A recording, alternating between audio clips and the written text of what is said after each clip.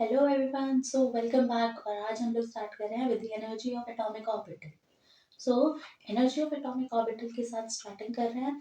और और आज ये चैप्टर एंड होने वाला है। सो आप भी अपनी एनर्जी को हाई रखिए और इस चैप्टर को जल्दी से एंड करते हैं so that we can move on to our next chapter. Okay, so हम इस चैप्टर को आज कंप्लीट करके ही रहेंगे, ठीक है। सो the very first thing which is told about the energy atomic orbital, so इसको ना दो पार्ट्स में डिवाइड किया गया। पहला वाला पार्ट क्या है, सिंगल इलेक्ट्रॉन स्पीशीज के लिए, है ना। सिंगल इलेक्ट्रॉन स्पीशीज कौन सी है, हाइड्रोजन, राइट। सो वो कौन सी है, हाइड्रोजन, जिसके पास क्या है, सिंगल इलेक्ट्रॉन है।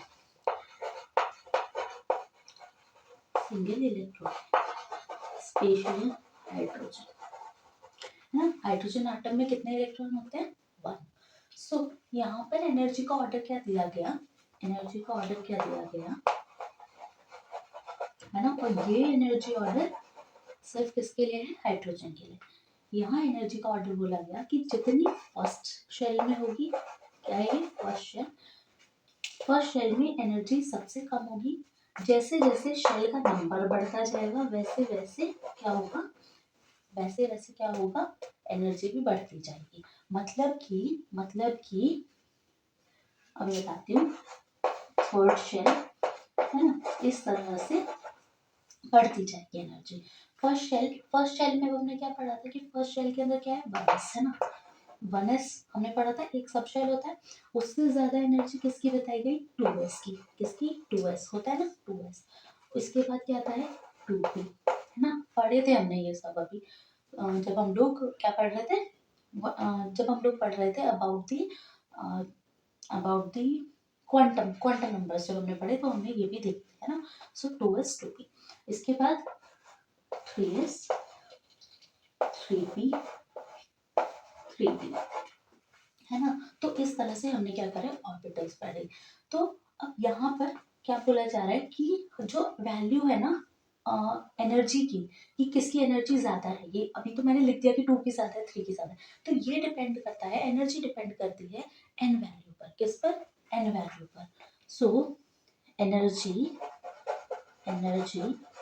Is directly proportional to n value, ठीक है। जहां पर एन क्या है, एन क्या है, principal quantum number.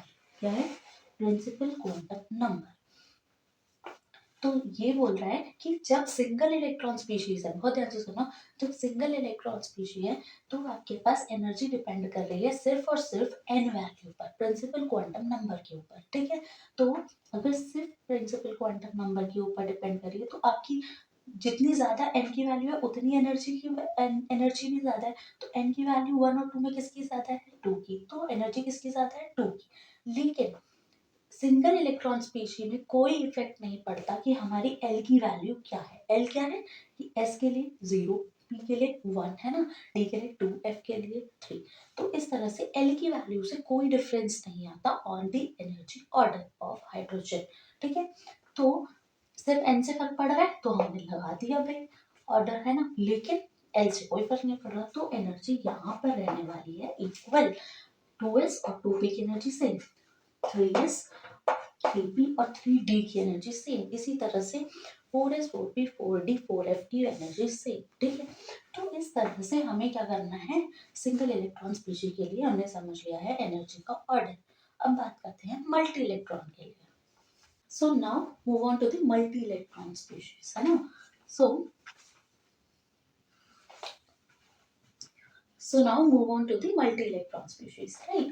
So multi-electron species में क्या होने वाला है, multi-electron species में क्या होने वाला है, जैसे कि बाकी सब, helium, lithium, beryllium, boron, carbon, nitrogen, oxygen, fluorine, neon, सब, ठीक है, पूरे पीरियोडिक टेबल के elements. So multiple electron species में, मतलब एक से ज्यादा वाली स्पीशीज में क्या होगा कि इस बार जो एनर्जी की वैल्यू है that will depend on n as well as on l, ठीक है। इस बार एनर्जी की वैल्यू किस पे डिपेंड कर रही है, एन पर और एल पर। तो अभी भी हमारी एनर्जी ज्यादा होगी विद रिस्पेक्ट टू जितनी हमारी एन की वैल्यू होगी, ठीक है। जितनी ज़्यादा हमारी n की वैल्यू होगी, एनर्जी हमारी अभी भी उतनी ज़्यादा है, ठीक है। ये वाली बात हो गई। तो मैं यहाँ ऑर्डर लिख लेती हूँ, 1s, 2s, 2p, 3s, 3p, ठीक है, मैंने लिख लिया है ऑर्डर। इसके बाद 3d भी लिख लेते हैं, चलो, ठीक है, 3d। अब इसके बाद मैंने बोला n की वैल्यू ज़्यादा तो एनर्जी ज़्यादा, n की वैल्यू ज़्यादा एनर्जी ज़्यादा, ठीक है, हो गया। n की वैल्यू से तो जो आना था वो हो गया। अब लेकिन मल्टी इलेक्ट्रॉन स्पीशीज में वो बोलता है that value of energy depends on value of n as well as on the value of n। मतलब कि यहाँ पर वैल्यू डिपेंड करती है, एनर्जी की वैल्यू डिपेंड करती है प्रिंसिपल क्वांटम नंबर के ऊपर और दूसरा एजिमुथल क्वांटम नंबर के ऊपर। तो प्रिंसिपल क्वांटम नंबर से तो जोड़ सकता था, मैंने बता दिया। अब बारी आती है एजिमुथल, है ना, वही है जो यहाँ इन दो ऑर्बिटल्स के बीच में इन दोनों के बीच में डिफरेंशिएट कर रहा है। तो अगर L दोनों के बीच में डिफरेंशिएट कर रहा है तो जिसके L की वैल्यू ज्यादा होगी, उसी की एनर्जी भी ज्यादा होगी, ठीक है। सो एनर्जी का order for these sub shells क्या होगा, सब शेल्स के लिए क्या होगा, एस की एनर्जी सबसे कम, उससे ज्यादा पी की, उससे ज्यादा टी की, उससे ज्यादा एफ, ठीक है। So this is the energy order for the सब शेल्स, ठीक है भाई। So this is the energy order for the सब शेल्स, है ना। सो अब आप बता सकते हो कि 2p और 2s में किसकी एनर्जी ज्यादा होने वाली है। तो मैंने बोला p की एनर्जी ज्यादा है ना, क्योंकि n वैल्यू से तो दोनों सेम है। बट आपको क्या करना है, अब आपको बताना है सब शेल p की एनर्जी ज्यादा है, तो यहाँ एनर्जी किसकी ज्यादा है, इसकी। इन दोनों में 3p की, राइट, और p से भी ज्यादा एनर्जी किसकी है, t की। ओके, आई होप मेरी बात क्लियर है। So this was the difference between the hydrogen, मतलब कि single electron species, and the multi electron species. अब आप बोलेंगे कि ऐसा क्यों हो रहा है भाई, कि यहाँ पर n और l दोनों पर डिपेंड कर रही है और वहां सिर्फ n पर डिपेंड कर रही है ना। क्वेश्चन तो आया होगा, तो अगर आया तो अच्छी बात है, ठीक है, तो आंसर भी सुन लो आप। तो आंसर क्या है कि जब हम हाइड्रोजन की बात कर रहे हैं तो हाइड्रोजन में सिंगल इलेक्ट्रॉन है, ठीक है, तो वो न्यूक्लियस के साथ काफी स्ट्रॉन्ग इंटरेक्शन है। देखो हाइड्रोजन में ये हमारा न्यूक्लियस है ना, और ये इसके अराउंड जो शेल है ना, यहाँ पर इलेक्ट्रॉन प्रेजेंट है, तो काफी स्ट्रॉन्ग अट्रैक्शन है between this nucleus and electron, right, agreed. अब क्या बात होती है दूसरी मल्टी इलेक्ट्रॉन स्पीशीज में। अब मैंने क्या किया, बीच में बनाया न्यूक्लियस, इसके अराउंड बनाए शेल्स, ठीक है, इसके अराउंड बनाए शेल्स। अब इन शेल के अंदर इलेक्ट्रॉन्स है, यहाँ भी इलेक्ट्रॉन है ना, तो शेल में दो सकते हैं तो दो बना लो, ठीक है, इलेक्ट्रॉन है, इलेक्ट्रॉन है, इलेक्ट्रॉन है, इलेक्ट्रॉन है, इस तरह से मैंने बना दिए काफी सारे इलेक्ट्रॉन्स। तो मैंने जब ये बहुत सारे इलेक्ट्रॉन्स बना दिए ना, तो आप देख रहे हो कि इनका अट्रैक्शन तो है अट्रैक्शन, इसके साथ भी अट्रैक्शन है ना, इस न्यूक्लियस का इस इलेक्ट्रॉन के साथ भी अट्रैक्शन है, इस न्यूक्लियस का इसके साथ भी अट्रैक्शन सबके साथ है। लेकिन आप ये भूल रहे हो कि यहाँ रिपल्शन फोर्स भी है ना, इस और इस इलेक्ट्रॉन के बीच में भी तो रिपल्शन है, इस और इस इलेक्ट्रॉन के बीच में भी तो रिपल्शन है। तो अट्रैक्शन फोर्स है between the nucleus and electron, पर रिपल्सिव फोर्स भी है between the electron and electron. तो इसी वजह से हमारा यहाँ पर एनर्जी ऑर्डर ये आता है, और सिंगल इलेक्ट्रॉन स्पीशीज के केस में दूसरा वाला आता है, ठीक है। So this was about the energy order of the single and multi electron species. So इसके बाद हमारे पास आता है अफबाउ प्रिंसिपल। अफबाउ प्रिंसिपल एक प्रिंसिपल है जो कि हमें एनर्जी ऑर्डर की फिलिंग बताता है, ठीक है, मतलब कि हमें इन ऑर्बिटल्स के अंदर इलेक्ट्रॉन्स को किस तरह से फिल करना है ना, इस बारे में हमें कौन बताता है, aufbau principle. So first is aufbau principle. So अब वह प्रिंसिपल हमें क्या बता रहा है, states that orbitals are filled in order of their increasing energies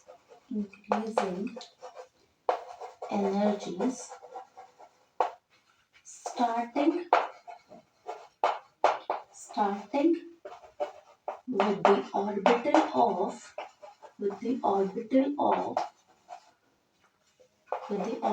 of lowest energy.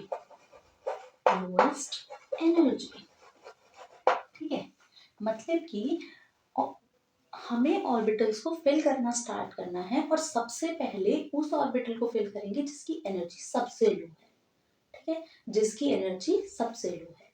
जैसे कि अभी हमने थोड़ी देर पहले जब एनर्जी का ऑर्डर पढ़ा तो आपने क्या देखा था कि 1s 2s 2p multi electron के लिए मैं बात कर रही हूँ, 3s 3p आपने ये पढ़ा था। तो हमने बोला था किस तरह से ऑर्डर आया था। ठीक है, तो मैं सबसे पहले कौन सा वाला इलेक्ट्रॉन फिल कर रही थी, 1s जिसकी एनर्जी सबसे कम है। अब एनर्जी को, अब मैं भाई आपको बोल दूं कि 5d के बारे में बताओ मुझे, 5d और 6p में कौन पहले भरा जाएगा, तो क्या करोगे, ऐसे देखोगे। सबसे पहले तो मत बताओ प्रिंसिपल में, एक चीज देख लेते हैं। ये दो, अगर आपको नहीं याद होगा ना ये ऑर्डर लंबा सा कि क्या है एनर्जी का, तो पहला तरीका लिख लो ऐसे, 1s 2s 2p 3s 3p 3d।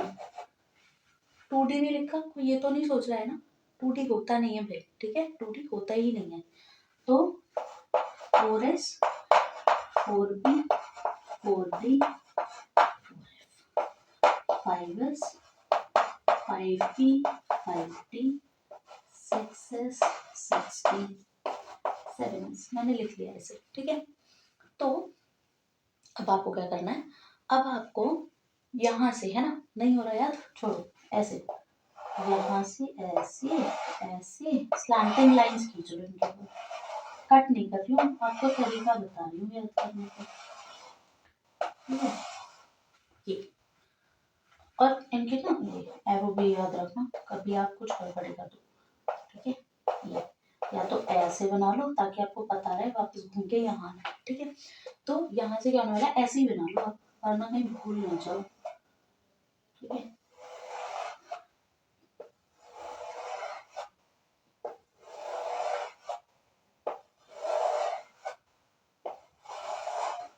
ठीक है, तो इस तरह से बना लिया। अब क्या करो, सबसे पहले जो आ रहा है ना, जहाँ एरो सबसे पहले जा रहा है, लाइन सबसे पहले जा रही है, वो ऑर्बिटल पहले लिख लो, 1s, इससे आगे 2s, उसके बाद 2p 3s 3p 4s, है ना, 4s 4s के बाद देखो 3d 3d के बाद 4p 4p के बाद 5s 5s के बाद 4d। ठीक है, तो 4d के बाद 5p, ये है इनका इंक्रीजिंग ऑर्डर।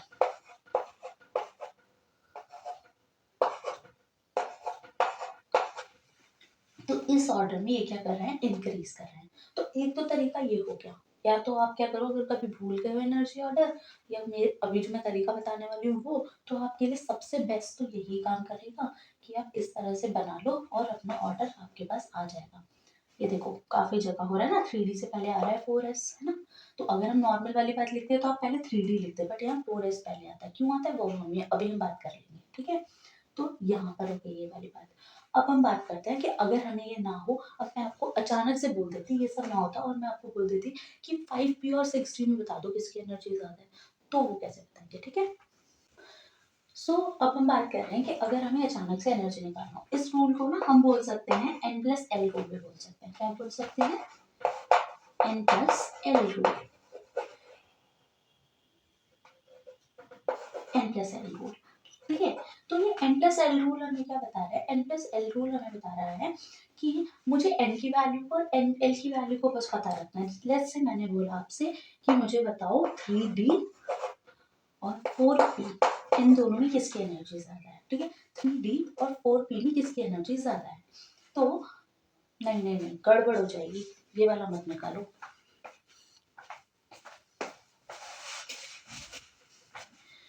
लेट्स से मैंने बोला कि 2s और 3p में बता दो किसकी एनर्जी ज्यादा है, ठीक है। 2s और 3p में बता दो किसकी एनर्जी ज्यादा है।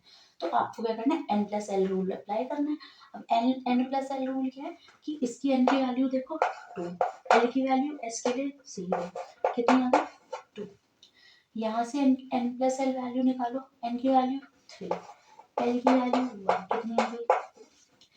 किसकी n+l की वैल्यू ज्यादा, 4 की, मतलब 3p की, है ना। तो इसकी वैल्यू ज्यादा तो इसकी एनर्जी भी ज्यादा। सो जिसकी n+l वैल्यू ज्यादा होगी उसकी एनर्जी भी ज्यादा होगी, ठीक है। I hope I am clear. जिसकी n+l वैल्यू ज्यादा होगी उसकी एनर्जी भी ज्यादा होगी, ठीक है। So this was case number 1। अब दूसरा केस जो अभी गड़बड़ हो गई थी जब मैंने रब खाए थे, ठीक है। तो वो क्या था कि अब क्या करें, if n value comes out same. अब क्या करें अगर n की वैल्यू भी सेम आ जाए, है ना, n की वैल्यू सेम आ जाए। लेट्स से मैं ले लेती हूँ 3p एंड क्या क्या लिया था मैंने, वही ले लेते हैं, आपको क्लियर भी हो जाएगा। 3d लिया था और 4p लिया था, है ना, ये दोनों मैंने लिए थे। तो अब मुझे पता है 3d की एनर्जी ज्यादा है या 4p की ज्यादा है। तो आप क्या करो, देखो ये है हमारा केस नंबर 2, ठीक है। सो 3d में n+l की वैल्यू निकालो, n+l 3 प्लस d के लिए 2, कितनी आ गई 5, है ना। 4p के लिए निकालो, 4 प्लस p के लिए वैल्यू क्या होती है 1, कितनी आ गई 5।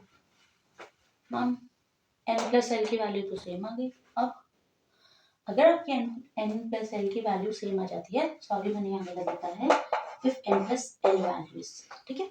अगर n+l वैल्यू सेम आ जाती है तो आपको देखना है कि किसकी, इन दोनों में से किसकी n की वैल्यू ज्यादा है। If this is, then check value of n. Check value of n. ठीक है, क्या करोगे n की वैल्यू को चेक करोगे और जिसकी n की वैल्यू ज्यादा होगी उसकी एनर्जी भी ज्यादा हो जाएगी, ठीक है। n की वैल्यू ज्यादा होगी, है ना, उसकी एनर्जी भी ज्यादा हो जाएगी, ठीक है। सो केस नंबर 1 था जहां n+l रूल लगाया, n+l किया, ठीक है। अगर दोनों अलग आते हैं तो देख लो जिसकी n+l की वैल्यू ज्यादा है एनर्जी भी ज्यादा हो जाएगी। दूसरा केस अगर n+l वैल्यू ही सेम आ जाए, अगर दोनों में n+l वैल्यू सेम आ गई तो आपको क्या करना है, दोनों के n+l वैल्यू सेम आई है तो अब क्या करो, देन चेक कि वैल्यू ऑफ n किसकी ज्यादा है। n की वैल्यू यहाँ 3 यहाँ 4 ज्यादा है, जिसकी n की वैल्यू ज्यादा उसकी एनर्जी भी ज्यादा, ठीक है। आई होप ये अबाउ प्रिंसिपल आपको यहाँ से क्लियर हो चुका है और आपको बहुत अच्छे से समझ में आया होगा, ठीक है। So now let's move on to next. So Aufbau principle के बाद हमें एक और प्रिंसिपल पढ़ना है which is Pauli exclusion principle, ठीक है, which is Pauli exclusion principle, Pauli's exclusion principle. ये सारे जो प्रिंसिपल्स है ना, ये हमें ये बता रहे हैं कि एक ऑर्बिटल के अंदर इलेक्ट्रॉन की फिलिंग किस तरह से होनी चाहिए, है ना। जैसे अभी आपने अबव प्रिंसिपल देखा तो हमें एनर्जी बता रहा है कि किस तरह से ऑर्बिटल्स की फिलिंग होनी चाहिए। उसी तरह से पॉली एक्सक्लूजन प्रिंसिपल ने हमें क्या बताया, that no two electrons can have the same set of quantum numbers, ठीक है। क्या बोला, no two electrons can have the same set of quantum numbers। इसका मतलब कि दो इलेक्ट्रॉन्स के पास, किन्हीं भी दो इलेक्ट्रॉन्स के पास same set of quantum number नहीं हो सकता। मतलब ऐसा नहीं हो सकता कि दो इलेक्ट्रॉन हो और उन दोनों के चारों क्वांटम नंबर सेम, ठीक है। लेट्स से मेरे पास एक ऑर्बिटल है 3s, कौन सा 3s। अब मैंने जब 3s ऑर्बिटल बनाया तो आपको पता है कि s ऑर्बिटल कितने होते हैं, एक, बात की थी हमने पहले भी। एस में कितने ऑर्बिटल होते हैं? एक। और एक ऑर्बिटल के अंदर कितने इलेक्ट्रॉन्स रह सकते हैं? दो। ये बताया था मैंने, ठीक है, दो। अब मैं अगर आपको बोलूं कि आप मुझे इन दोनों इलेक्ट्रॉन के लिए क्या बताओ, क्या बताओ, क्वांटम नंबर्स बताओ, ठीक है। तो आप एक इस तरफ इस वाले इलेक्ट्रॉन के लिए लिख लीजिए और इस तरफ इस वाले इलेक्ट्रॉन के लिए लिख लीजिए। तो मैं इसके लिए स्टार्ट कर रही हूँ। एल की वैल्यू 3 ना, एल की वैल्यू n-1 है ना, लेकिन बात किसकी हो रही है? एस के लिए। तो कितनी हो जाएगी? 0, ठीक है। ml की वैल्यू -l to +l 0, ठीक है। ms की वैल्यू कितनी हो गई बताइए? +½ मान लीजिए, है ना, अपर अप स्पिन है +½ अब बात करते हैं इस तरफ। n की वैल्यू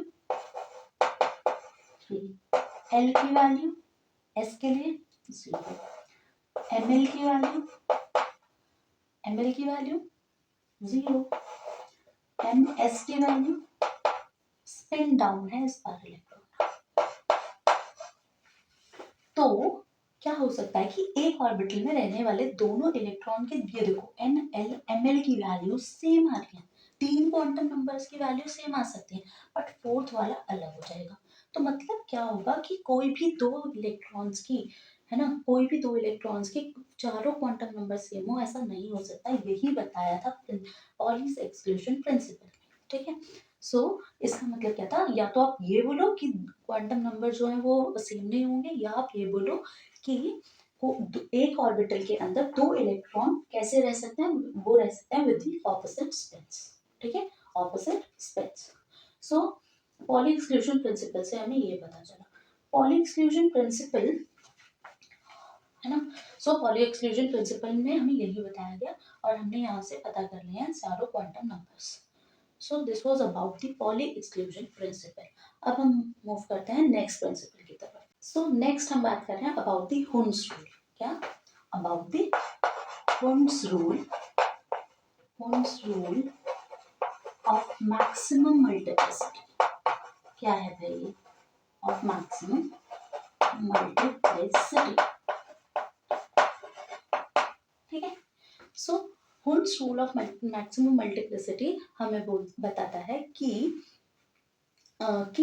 कोई जब तक एक एक इलेक्ट्रॉन की, मतलब जब तक सारे डिजेनरेट ऑर्बिटल्स होंगे वो फिल ना हो जाए तब तक पेयरिंग नहीं हो सकती। सबसे पहले हम बात कर लेते हैं डिजेनरेट ऑर्बिटल्स की। आपने देखा था मैंने क्या बोला था? डिजेनरेट ऑर्बिटल्स ना वो होते हैं, डिजेनरेट ऑर्बिटल्स क्या होता है मैं यहाँ बता देती हूँ।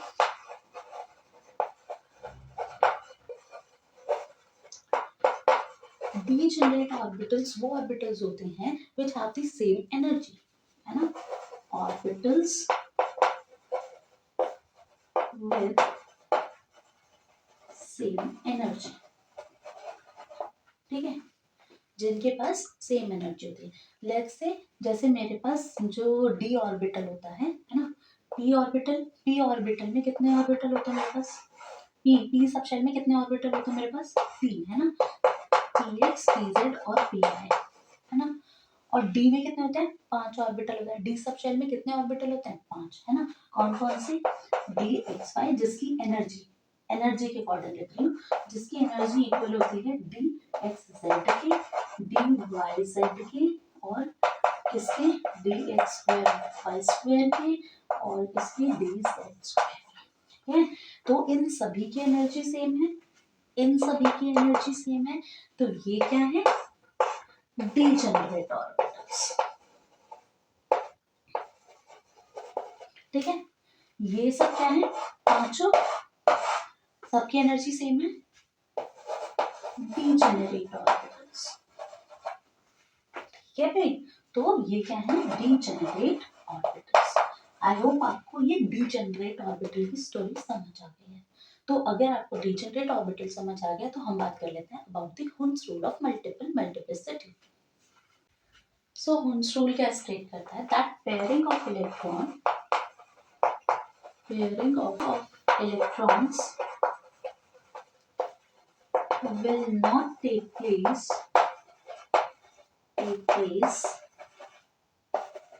until and unless until and unless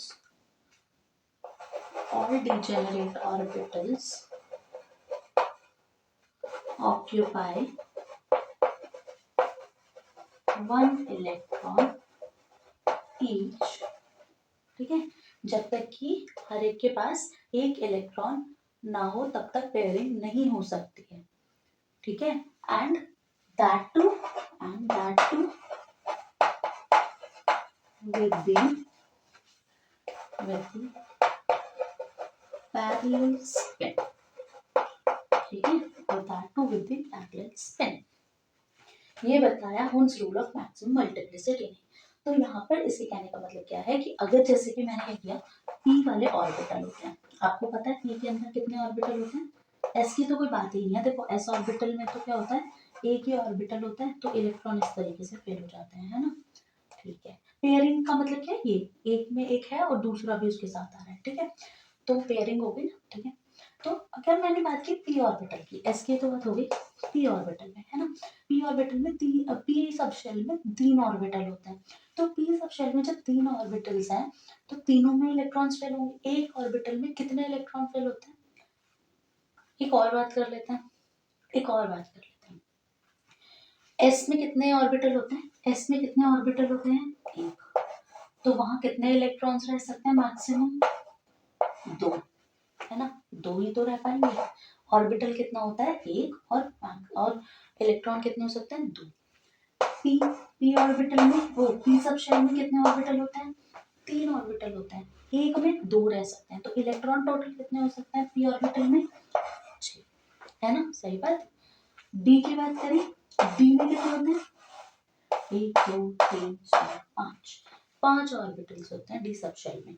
तो यहाँ एक में 2, 5 में 10, तो यहाँ इलेक्ट्रॉन कितने हो जाएंगे, 10 इलेक्ट्रॉन्स।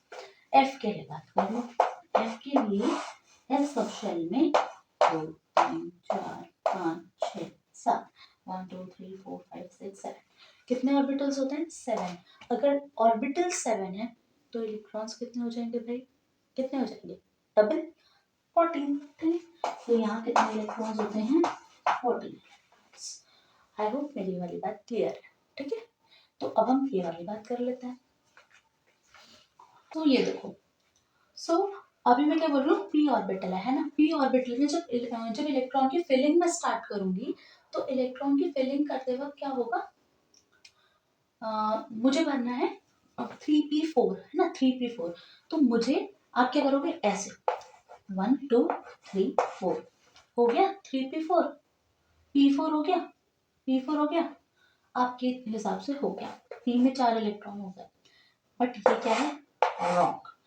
यही बात बोली है हुन्स ने कि सबसे पहले क्या होगा, हुन्स रूल में सबसे पहले क्या होगा, 3 इलेक्ट्रॉन है तो सबसे पहले हर ऑर्बिटल, डीजेनरेट ऑर्बिटल्स है ना, ये तीनों की एनर्जी सेम है, px py pz की, तो तीनों डीजेनरेट ऑर्बिटल में सबसे पहले एक एक इलेक्ट्रॉन फिल करो, और वो भी पहले अप स्पिन के साथ, फिर पेयरिंग स्टार्ट करो, ये बोला हुन्स ने, ठीक है। तो अगर मुझे p4 भरना है, p में 4 इलेक्ट्रॉन भरने हैं, तो पहले 1 2 3, पहले मैं तीनों इस तरह से भरूंगी और फिर मैं फोर्थ की पेयरिंग करूंगी, ठीक है।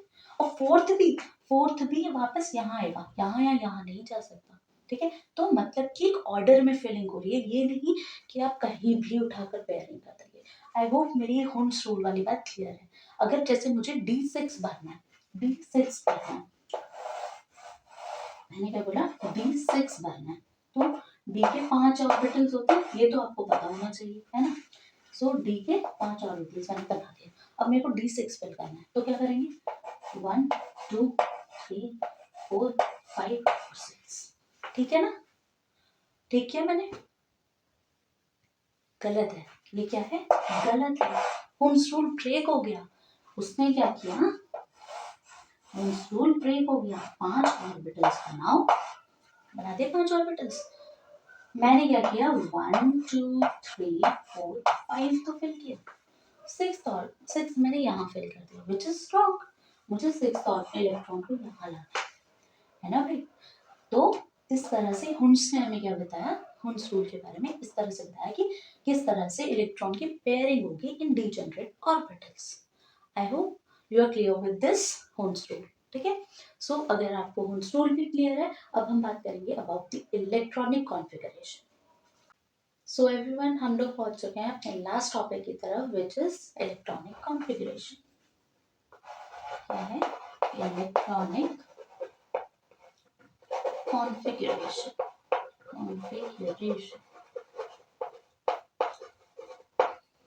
ठीक है, सो इलेक्ट्रॉनिक कॉन्फ़िगरेशन हम एक एक एलिमेंट करके सबका स्टार्ट करते हैं। हम क्या करेंगे, यहाँ लिखेंगे एटॉमिक नंबर, एटॉमिक नंबर, ठीक है, और यहाँ हम उसकी क्या करेंगे,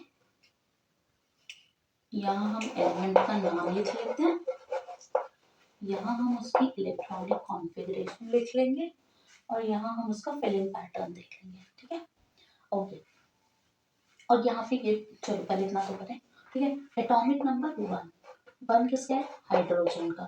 ठीक है, ठीक है, इलेक्ट्रॉनिक कॉन्फ़िगरेशन 1s1 है ना, 1s होता है सबसे छोटा, और उसके अंदर सबसे पहले एक ही इलेक्ट्रॉन फेल होगा, 1s1। ठीक है, ये हो गया। तो ऑर्बिटल फिलिंग, ऑर्बिटल फिलिंग करें, 1s कितना, एक ऑर्बिटल है ना, s ऑर्बिटल बनाना है, s ऑर्बिटल बना दिया, उसके अंदर कितने इलेक्ट्रॉन है? 1 है ना, तो बना दिया एक इलेक्ट्रॉन, ये क्या हो गया? 1s1। ये हो गई आपकी हाइड्रोजन की रिप्रेजेंटेशन। ठीक है, आई होप आप क्लियर है। ठीक है, अब अगर मैं यहाँ पे बोलूँ कितने अनपेयर्ड इलेक्ट्रॉन्स हैं, यहाँ पर लिख लेते हैं अनपेयर्ड इलेक्ट्रॉन्स कितने हैं।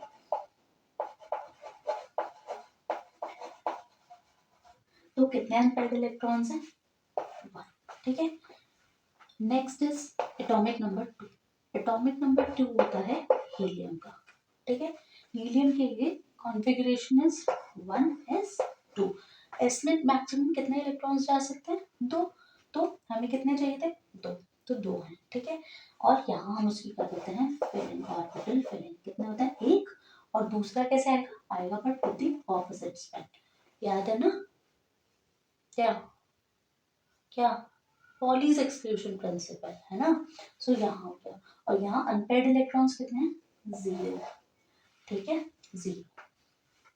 इसके बाद थर्ड, ये क्या होता है? लिथियम है ना, क्या होता है? लिथियम। लिथियम के लिए इलेक्ट्रॉनिक कॉन्फ़िगरेशन 1s2 है ना, तीन तीन होते हैं, 1s2 तो हो गया, उसके बाद कौन सा ऑर्बिटल आता है एनर्जी ऑर्डर में, एफओ प्रिंसिपल में? 2s ना, 2s1। ठीक है, 2s1, तो यहाँ से आ गया आपके पास 2s1। अब हम क्या करते हैं ना, ये जो लास्ट वाले शेल में इलेक्ट्रॉन्स होते हैं ना, देखो ये जो लास्ट वाले शेल में इलेक्ट्रॉन्स होते हैं ना, इनको बोलते हैं वैलेंस इलेक्ट्रॉन्स। क्या बोलते हैं? Valence electrons. क्या बोलते हैं? लास्ट शेल में, लास्ट शेल इलेक्ट्रॉन्स को हम क्या बोलते हैं? वैलेंस इलेक्ट्रॉन्स, है ना। और जो वैलेंस इलेक्ट्रॉन्स होते हैं ना, हम उन्हीं को यहाँ पर ऑर्बिटल्स में रिप्रेजेंट करते हैं। ठीक है, तो मैंने यहाँ पर क्या बना लिया है, ये क्या था? 1s ऑर्बिटल, ये क्या था? ये भी 1s ऑर्बिटल था। ये मैंने कौन सा ऑर्बिटल बनाया है? वैलेंस वाला, विच इज 2s, और इसके अंदर कितने इलेक्ट्रॉन है? 1। ठीक है, और अनपेयर्ड इलेक्ट्रॉन्स 1। ठीक है, इसके बाद हम बात करें एटॉमिक नंबर 4 के बारे में, which is beryllium. Beryllium, beryllium के लिए इलेक्ट्रॉनिक कॉन्फ़िगरेशन लिख लो 1s2, और 2s में भी मैक्सिमम 2, और इसकी 2s वाला हम ऑर्बिटल बनाएंगे, 2s वाला ऑर्बिटल बनाएंगे, इलेक्ट्रॉन फिल कर देंगे, दो हैं और 2 कर देंगे। ठीक है, तो अनपेयर्ड कितने हैं? 0। ठीक है, तो this was about these 4 elements. आगे देखते हैं। सो एटॉमिक नंबर 5, 5 क्या होता है? बोरॉन। बोरॉन की electronic configuration 1s2, 2s2, 2p1, 2s के बाद 2p आता है, राइट, 2p1, और यहाँ हम बना रहे हैं इस बार 2p वाला इलेक्ट्रॉन ना, p वाला। यहाँ पर वैलेंस शेल कौन सा है? वैलेंस शेल बोलता है ना, लास्ट शेल को वैलेंस शेल, उनके अंदर वैलेंस शेल के इलेक्ट्रॉन्स के अंदर कौन से? Valence electrons. ठीक है, तो यहाँ पर लास्ट कौन सा शेल है, कौन सा वैलेंस शेल है, सॉरी वैलेंस सब शेल हो गया, ये तो शेल हो गया है ना। तो वैलेंस कौन सा है, 2p। तो 2p के लिए मैं यहाँ पर कितने वो बनाऊंगी बॉक्सेस, कितने ऑर्बिटल्स बनाऊंगी, 3 है ना। तो ये क्या है 2p। 2p के अंदर कितने इलेक्ट्रॉन्स, 1। तो बस हो गया, इतना होता है बोरॉन में, है ना। मतलब इसके पहले 1s 2s भी हैं, है ना। इसके पहले कैसा है ये, ऐसे ऐसे 1s2 2s2 2p1 है ये ऐसा, ठीक है ये ऐसा। बट हम क्या करते हैं, रिप्रेजेंट करते वक्त सिर्फ वैलेंस शेल बनाते हैं, वैलेंस वाला बनाते हैं। तो इसीलिए यहाँ पर मैंने क्या किया 2p बनाया, ठीक है। अनपेयर्ड इलेक्ट्रॉन्स कितने हैं, 1। इसके बाद बात करें atomic number 6 which is carbon, 1s2 2s2 2p2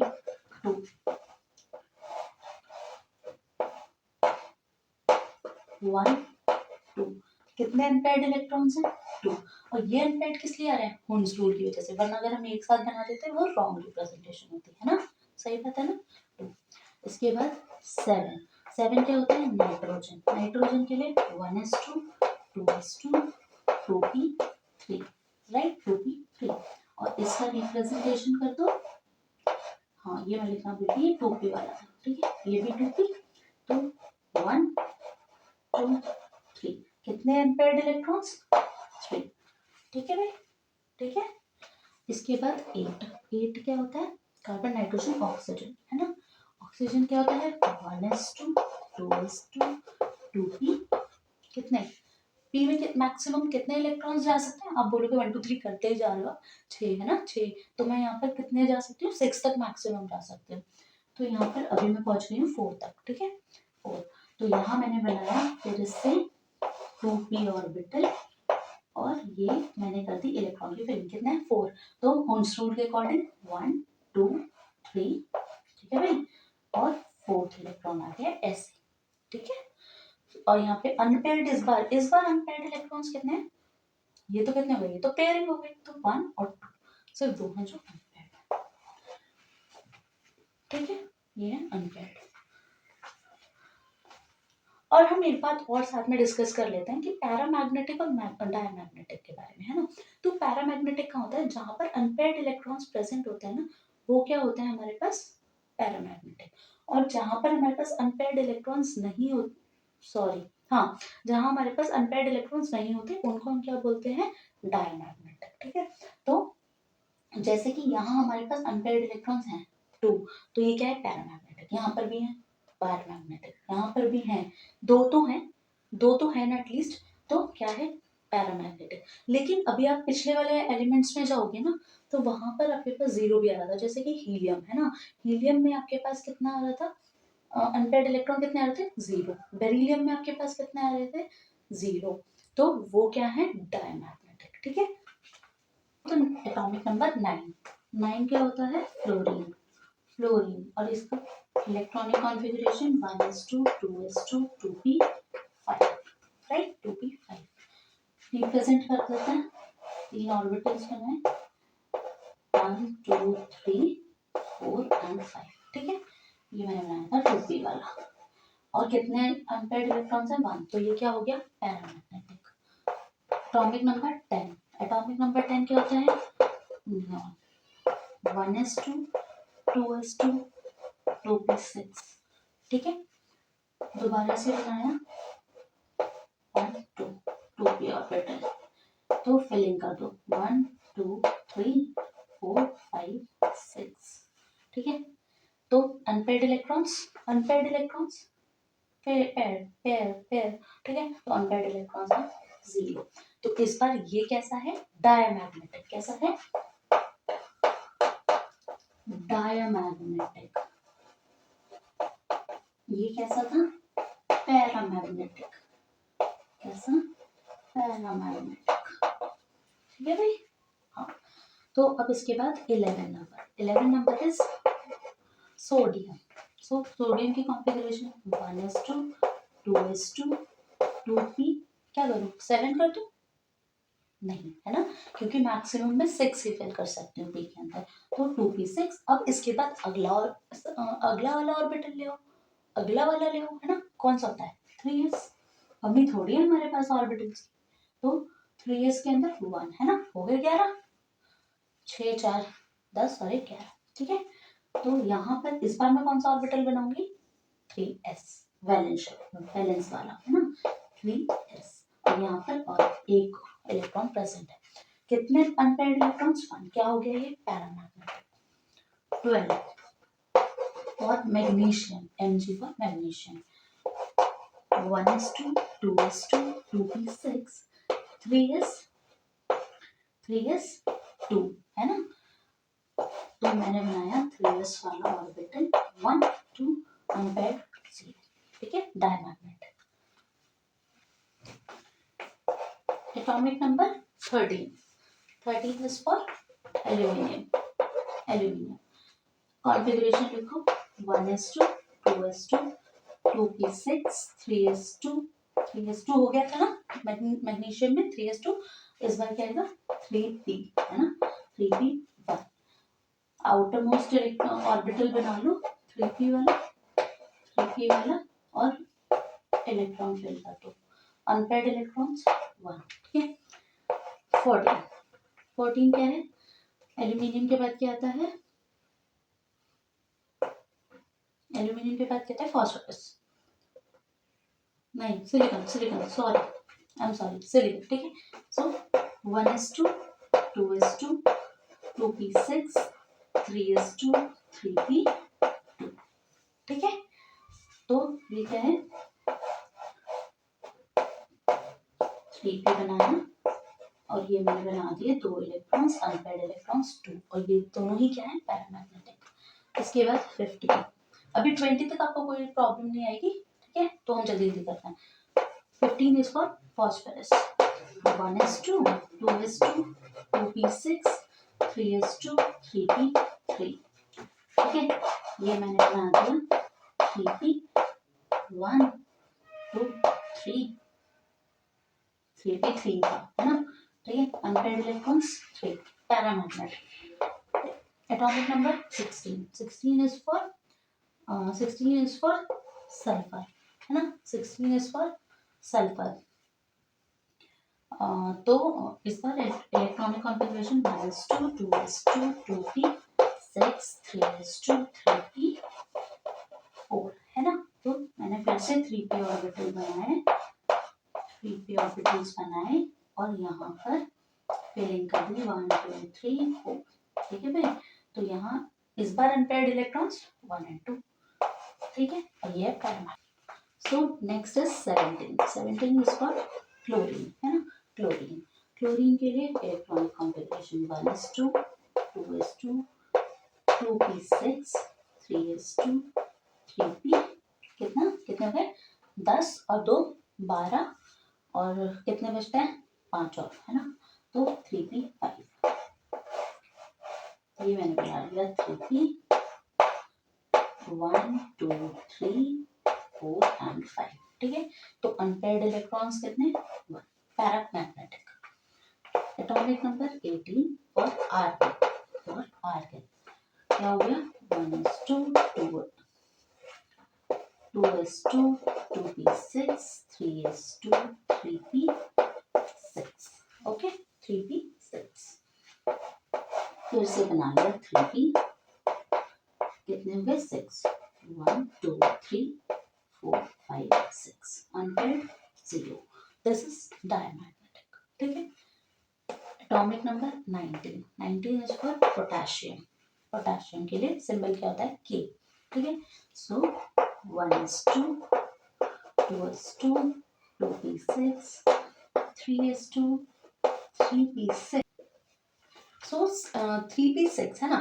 तो आप बोल रहे हो 6 के लिए, मतलब कि अब मैं किसको फिल करूं, इसके बाद p तो फिल हो गया, तो अब मैं 4s को 3d को फिल करूं, है ना, 3d।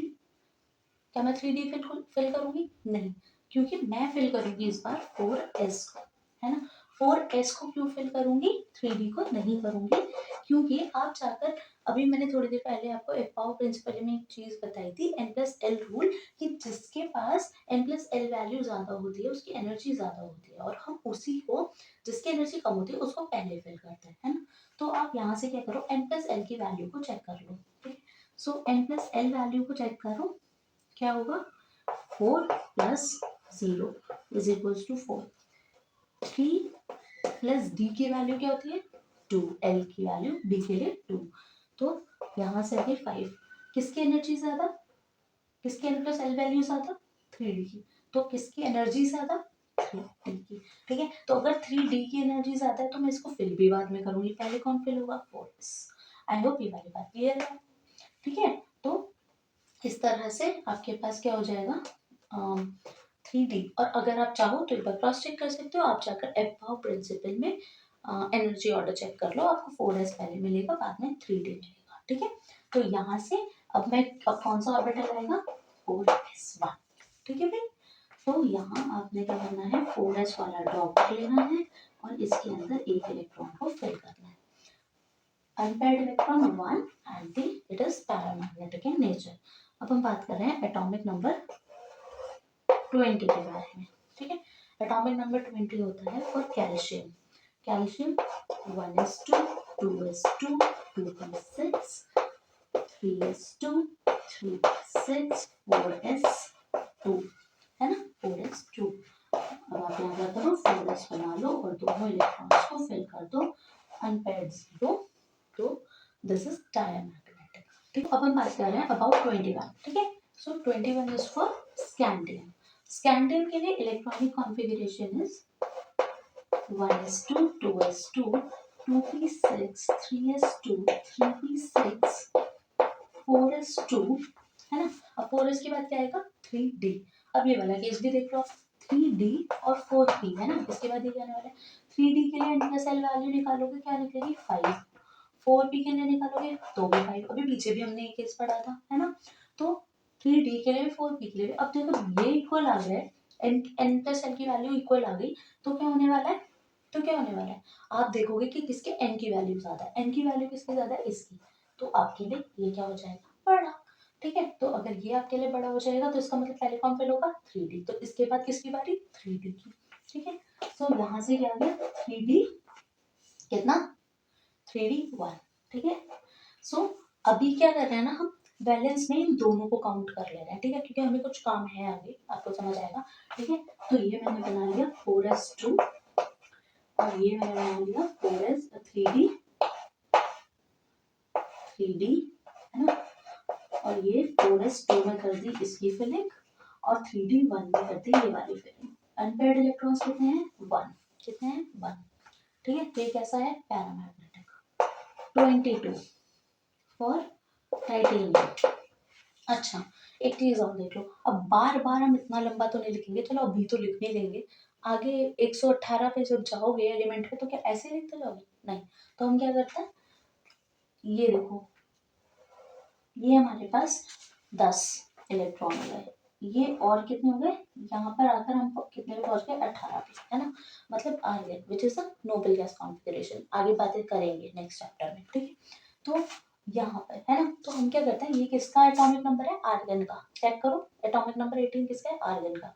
तो आप यहाँ पर लिख सकते हो AR और आर्गन, आर्गन का सिंबल होता है AR और उसको ऐसे स्क्वायर ब्रैकेट्स में बंद कर दो और फिर अपना आगे कंटिन्यू करो, ठीक है, आगे अपना कंटिन्यू करो। तो ये क्या हो जाएगा, 4s2 3d, और इस बार हम टाइटेनियम की बात करें तो 3d 2, ठीक है भाई। अब बात कर लेते हैं इसके रिप्रेजेंटेशन की, 4s 1 2 3 4 5, 1 2 and 1 and 2 in 3d, unpaired electrons, ठीक है।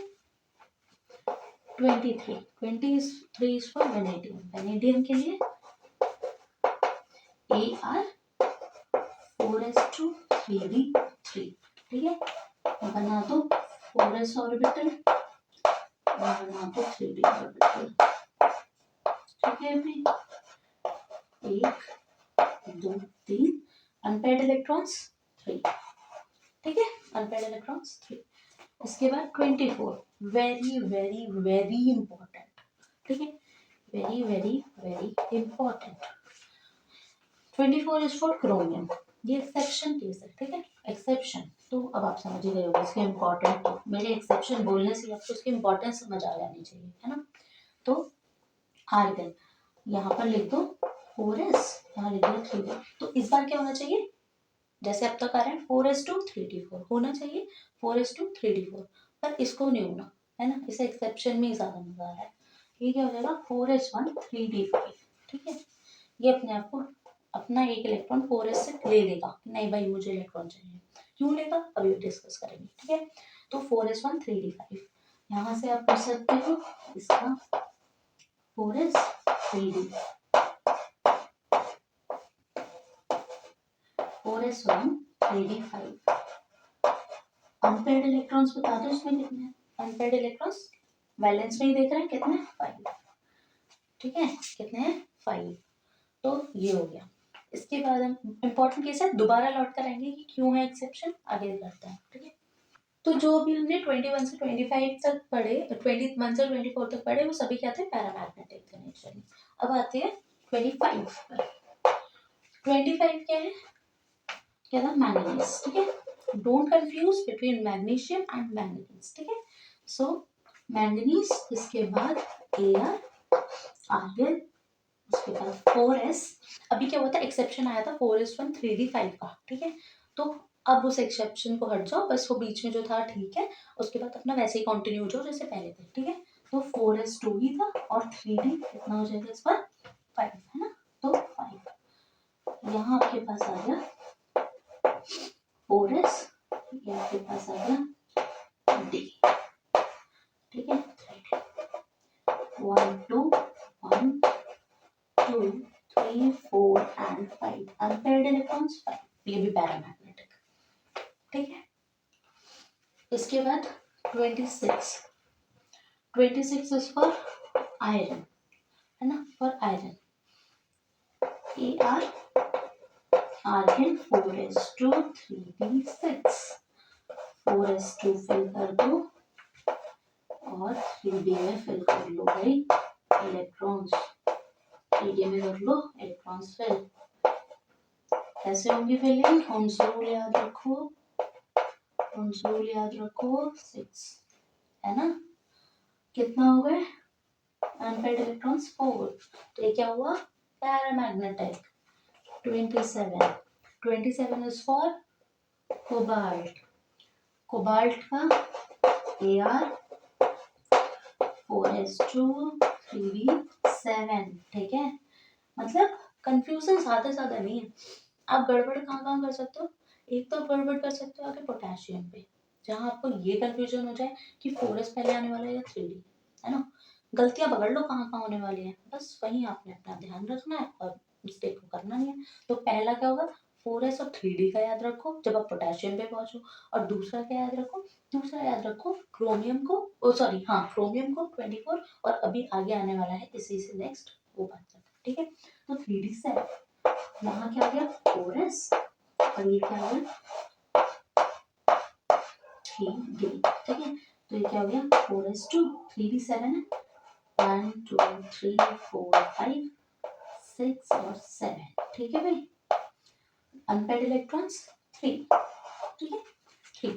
इसके बाद बात करें 28 नंबर विच इज ऑफ निकल, ऑफ निकल, ठीक है। निकल, निकल की कॉन्फ़िगरेशन लिख लो Ar4s2 3d8, ठीक है। बना लो फिर से 4s 1 2 3 4 5 3d है ये, 1 2 3 4 5 6 7 8, है ना 3d8। अनपेयर्ड इलेक्ट्रॉन्स 2, ठीक है। आई होप यहाँ तक कोई प्रॉब्लम नहीं है, आगे चलता है 29 पर। सो 29 अगेन बहुत इंपॉर्टेंट केस, जैसे 24 एंड 25, ठीक है। 24 एंड 29, 29 क्या होता है कॉपर, ठीक है।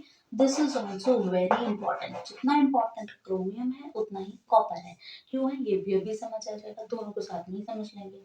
ठीक है, सो AR फॉर आर्गन 4s है ना, 4s और 3d होना क्या चाहिए, होना क्या चाहिए 4s टू 3d 9 होना चाहिए ना, चेक कर लो पिछले वाले कॉन्फ़िगरेशन से 4s टू 3d 9। लेकिन होता क्या है 4s1 ये भी क्या करता है क्रोमियम की तरह, ये भी 4s से इलेक्ट्रॉन छीन लेता है और बना लेता है 4s1 3d 10 3d 10। ठीक है, ओके। अब यहाँ की रिप्रेजेंटेशन भी देख लो आप, 1 2 3 4 एंड दिस वन इज 5। ठीक है, सो ये आ गई हमारे पास रिप्रेजेंटेशन। मैं इसको ऐसे बना देती हूँ। ठीक है, ठीक है भाई, ठीक है। इसके बाद आता है एटॉमिक नंबर 30। 30 क्या होता है, कॉपर के बाद क्या आ गया, लास्ट इज जिंक। ठीक है, सो जिंक क्या हो जाएगा, AR क्या, AR आर्गन 4s कितना, अब फिर से वही नॉर्मल पे आ जाओ 4s टू 3d 10। यहाँ बनाओ 4s और यहाँ बनाओ 3d।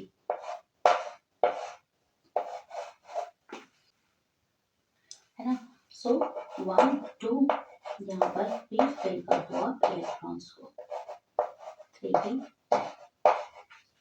ठीक है, सो इस तरह से हमने कर लिया अपना कंप्लीट टिल एटॉमिक नंबर 30। अब हमें क्या डिस्कस करना है, दो very important cases of chromium and copper. ठीक है, बहुत इंपॉर्टेंट है क्वेश्चन, बहुत इंपॉर्टेंट है। ठीक है, तो एक बार वो देखते हैं। सो अब हम डिस्कस कर रहे हैं about the exceptional behaviour of chromium and copper. ठीक है, तो हम इधर बात करेंगे क्रोमियम के बारे में और इधर बात करेंगे कॉपर के बारे में। ठीक है, सो क्रोमियम के लिए एक्सपेक्टेड क्या थी, आनी क्या चाहिए थी electronic configuration, one is sorry I am sorry आनी क्या चाहिए थी AR आर्गन 4s2 3d4, यही आनी चाहिए थी, यही आनी चाहिए थी, है ना। और इसे बना भी लेते हैं वैलेंस शेल्स को, ऐसा कुछ आना चाहिए था आपके पास 4s2 3d4, ये आना चाहिए था, है ना। और आता क्या है, ये क्या थी एक्सपेक्टेड वाली थी, ये कौन सी वाली बदली, एक सेकंड रुको, यहाँ क्रोमियम के बारे में बात करेंगे और इस साइड में कॉपर। ठीक है, सो यहाँ एक्सपेक्टेड क्या थी, एक्सपेक्टेड कॉन्फ़िगरेशन क्या थी, ये वाली। ठीक है, और होती कौन सी है, होती कौन सी है electronic configuration, AR 4s1 3d5, है ना। इसको भी बना लो 4s 1 2 3 4 5, है ना, 3d 4s1 3d5। ठीक है भाई, ये मैंने बना लिया क्रोमियम के लिए। अब कॉपर के लिए बात करें, कॉपर के लिए भी एक्सपेक्टेड क्या था, एक्सपेक्टेड इलेक्ट्रॉनिक कॉन्फ़िगरेशन क्या थी, AR 4s2 3d9, ये होनी चाहिए थी, है ना, ये होनी चाहिए थी, जहां पर 3d 4s2 1 2 1 2 3 4 5 6 7 8 9। ठीक है, ऐसी होनी चाहिए थी, बट होती क्या है, होती कौन सी है configuration, AR 4s2 3d10 4s1 3d10, है ना, ये होती है। और इसको भी बना लो 1 2 3 4 5 and this is for 4s 3d 1 electron 1 2 3 4 5 6 7 8 9 and 10। ठीक है, तो हमने दो ये लिख लिया क्रोमियम और कॉपर के लिए। तो इसके लिए ऐसा क्यों हो रहा है, इसके लिए दो दो रीजंस है, ठीक है। सो दो रीजंस क्या है, पहला रीजन क्या है कि इनका सिमेट्रिकल डिस्ट्रीब्यूशन है ना। फर्स्ट क्या है सिमेट्रिकल डिस्ट्रीब्यूशन ऑफ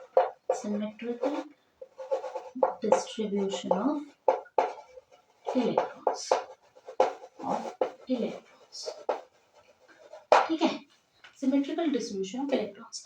अगर आप देख रहे हो क्रोमियम में कुछ इस टाइप की कॉन्फ़िगरेशन आनी थी, बट जब इस टाइप की आई तो ये देखो आप, ये भी हाफ फिल्ड हो गया और ये भी हाफ फिल्ड हो गया, है ना। तो आप एक बात हमेशा याद रखना कि हाफ फिल्ड और फुली फिल्ड हमेशा ज्यादा स्टेबल होंगे कंपेयर टू और जो भी कॉन्फ़िगरेशंस है, ठीक है। सबसे ज्यादा कौन होता है फुली फिल्ड, उसके बाद कौन होता है हाफ फिल्ड, और सबसे कम फिर उसके बाद जो भी कॉन्फ़िगरेशंस आए, राइट। तो हम क्या बोल रहे हैं कि हाफ फुली फिल्ड सबसे ज्यादा होती है, हाफ फिल्ड उससे कम, और उसके बाद और कॉन्फ़िगरेशंस। तो आप यहाँ पे देख रहे हो इस वाले कॉन्फ़िगरेशन के कंपैरिजन में ये क्या है, दोनों हाफ फिल्ड हो रहे हैं, ठीक है। तो यहाँ सिमेट्रिकल डिस्ट्रीब्यूशन है इलेक्ट्रॉन का, यहाँ पे क्या हो रहा है हाफ फिल्ड केस है ना, half filled electron, half filled है ना, ऑर्बिटल्स, हाफ फिल्ड ऑर्बिटल्स। तो इसलिए यहाँ पर इसने क्या किया, इसलिए यहाँ पर इसकी जगह ये कॉन्फ़िगरेशन हुई। अगर हम इसकी बात करें तो यहाँ पर भी 3D9 होना चाहिए था, पर हो गया 3D10। तो आपको फुल्ली फिल्ड कॉन्फ़िगरेशन मिल रही है। जब आपको फुल्ली फिल्ड मिल रही है तो ऑब्वियसली आप उसी के पास जाओगे जो ज्यादा स्टेबिलिटी देगा, है ना।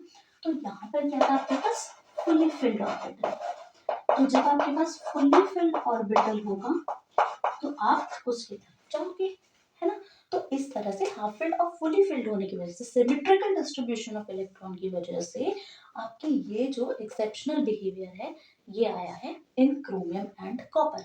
अगर आपको याद करने में कभी भी डिफिकल्टी होती है तो ऐसा करो कि एक तो क्रोमियम कॉपर है और दोनों ना 5 वाले से बाद में आ रहे हैं, 25 से पहले 24 वाला और 30 से पहले 29 वाला, ठीक है, ऐसे याद रख लो।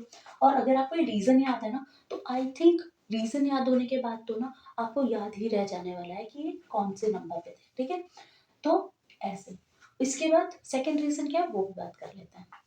So the next factor is energy exchange, है ना, energy exchange. So energy exchange क्या है, एनर्जी एक्सचेंज क्या है कि ये देखो एनर्जी मतलब कि कितने, ये एक इलेक्ट्रॉन कितने इलेक्ट्रॉन्स के साथ अपने पोजीशन को एक्सचेंज कर सकता है, ठीक है। तो ये देखो अगर हम इस वाली कॉन्फ़िगरेशन की बात करें, ये इलेक्ट्रॉन कितने इलेक्ट्रॉन्स के साथ अपनी पोजीशन एक्सचेंज कर सकते हैं, 1 एनर्जी एक्सचेंज कर सकते हैं, 2 3 4, ठीक है, 4 प्लस ये वाला कितने 1 2 3 3, ये वाला कितना करेगा 1 2, लास्ट वाला 1, ठीक है। टोटल कितने तरीके हैं 10, कितने वेज में 10 वेज में ये एनर्जी एक्सचेंज हो रही है। इस वाले में चेक करो 1 2 3 3 प्लस 1 2 2 प्लस 1, ठीक है। तो कितने हो गए 6 वेज हो गए टोटल, है ना, 6 वेज हो गए। तो मैं क्या बोल रही हूँ कि यहाँ पर 6 वेज से कर रहा है और यहाँ पर 10 वेज से एनर्जी एक्सचेंज हो रही है, ठीक है। तो जिसकी एनर्जी एक्सचेंज ज्यादा होती है ना दैट विल बी प्रेफर्ड। तो इसकी एनर्जी एक्सचेंज ज्यादा है, एनर्जी एक्सचेंज जिसका ज्यादा होगा, एनर्जी एक्सचेंज जिसका ज्यादा होगा वही वाली AC इज करेक्ट, ठीक है भाई। तो इसीलिए ये वाली configuration was better than this, ठीक है, इसलिए ये वाली एक्सेप्टेड है और ये वाली एक्सपेक्टेड है, ठीक है। So this was these were the two reasons जिनकी वजह से क्या होता है क्रोमियम और कॉपर अपने एक्सेप्शनल बिहेवियर दिखाते हैं, ठीक है। तो ये दोनों ही केस आपके लिए बहुत इंपॉर्टेंट है, आप इनको जरूर याद रखिएगा, ठीक है। सो हमने इस चैप्टर को पूरी तरह कवर कर लिया है एंड आई होप आप लोगों को चीज़ें समझ आई हैं, बहुत अच्छे से हमने इसको एक एक टॉपिक को किया है। सो आप बस keep practicing and keep doing work, है ना। So keep practicing and thank you so much for watching.